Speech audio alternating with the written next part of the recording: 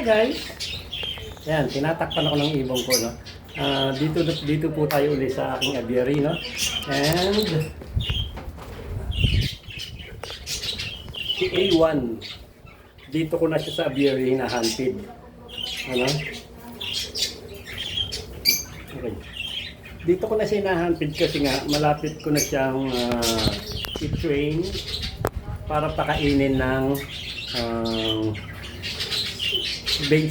mga veggie, yung mga malalambot muna like kangkong, malunggay. Yan i-train ko na rin siya kumain ng seed, ganyan para tapos na ako sa hand feeding niya. Okay po. Ganun po yung step by step lang po, no? Then, kasi pa-matured na siya. Okay guys?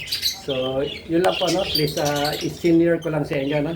Yung about sa hand feed, kung kailan mag-umpisa at magtatapos. Okay? Please like and share my editorial. Thanks. I love you guys.